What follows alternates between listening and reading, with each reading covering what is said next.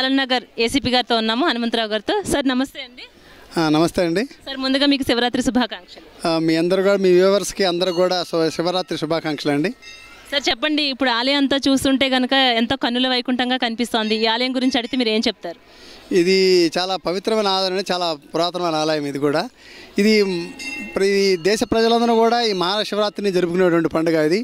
అదేవిధంగా మన రాష్ట్రంలో కూడా ప్రతి గల్లీలో కూడా జరుపుకుంటున్నారు. అదేవిధంగా మన ఆల్మిని కాలనీ ఫేజ్ 2లో కూడా ఈ యొక్క శివరాత్రిని మహాశివుని హరహర మహాదేవ్ అంటూ మహాభక్తితో కొలుస్తున్నారు. మార్నింగ్ 3:30 నుంచి ఇప్పటివరకు అట్లా కొనసాగుతుంది. పైగా ఈరోజు నైట్ అంతా ఉంటారు కాబట్టి, జాగరణగా ఉంటారు కాబట్టి అందరూ కూడా భక్తితోటి ఈ పండుగను జరుపుకుంటారు. అందరికి భక్తులకి ఏంటంటే భక్తులు కూడా చాలా పద్ధతిగా ఉన్నారు. ఎక్కడ కూడా క్రమం తప్పకుండా ఇక్కడ డిసిప్లిన్గా క్యూ పద్ధతిలో పాటిస్తున్నారు. దర్శనం చేసుకుంటున్నారు, అభిషేకం చేస్తున్నారు.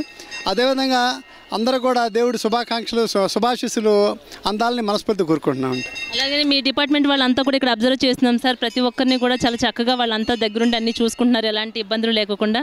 మీ పర్యవేక్షణలు ఇదంతా జరగడం చాలా సంతోషంగా ఉంది సార్. వన్స్ అగైన్ మరొకసారి మీకు శివరాత్రి శుభాకాంక్షలు. మరొకసారి మా వీఫై న్యూస్ ప్రేక్షకులు థ్యాంక్ యూ అండి. ఇవన్నీ కూడా మా SHO Narasimha, detective inspector Anjaiah వాళ్ళ సిబ్బంది అంతా కూడా కలిసి సిస్టమాటిక్గా ఈ బందోబస్తును ఆర్గనైజ్ చేశారు. థ్యాంక్ యూ అండి. మీ అందరికి కూడా, మీ వ్యూవర్స్కి మనసుగా అందరూ కూడా మహాశివరాత్రి శుభాకాంక్షలు అండి. థ్యాంక్ యూ అండి. Thank you sir. ఓవరాల్గా మీ సిబ్బంది అందరికీ కూడా మా వీఫై న్యూస్ ఛానల్ తరఫున మరొకసారి కృతజ్ఞతలు, ధన్యవాదాలు తెలియజేస్తున్నాం. నమస్తే అండి.